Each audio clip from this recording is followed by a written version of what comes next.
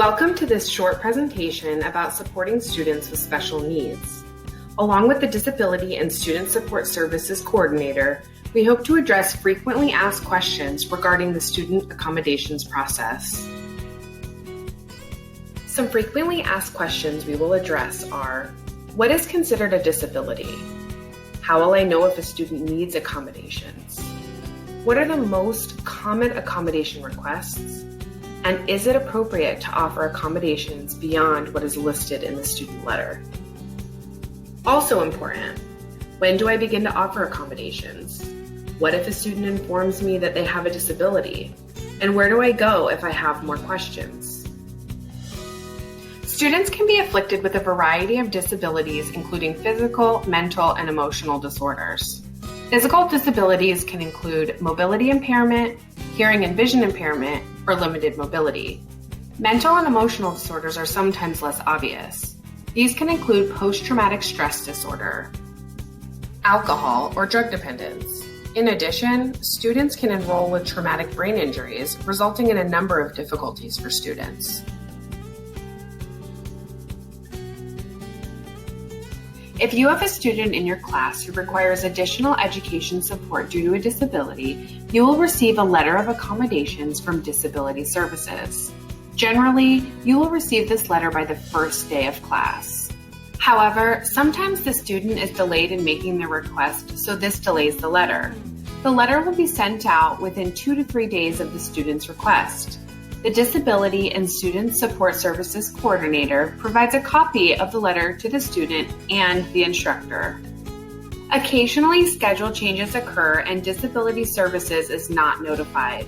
If you receive a letter of accommodation for a student who is not enrolled in your course, please contact the Disability and Student Support Services Coordinator so they can get the letter to the appropriate instructor. Students generally request extra time for exams, extended deadlines for assignments, and additional excused absences. Students may also request specific seating when taking face-to-face classes. For example, a student with PTSD may want to sit with his or her back to the wall.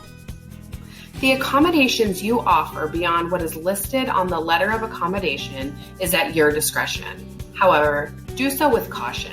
If you offer an accommodation that is not listed on the letter, the student may come to expect that extra support and it may not be offered in his or her next course.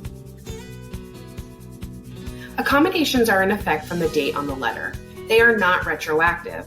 For example, if you do not receive a letter of accommodation until the 3rd week of the term, you are not required to make accommodations for assignments that have already been submitted.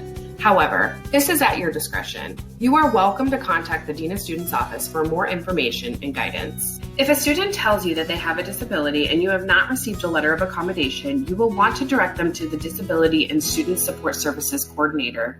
You should also contact the Disability Services Coordinator to ensure you receive the letter as soon as possible. You cannot ask a student if they have a disability, as this is a civil rights violation. You also cannot ask a student what type of disability they have.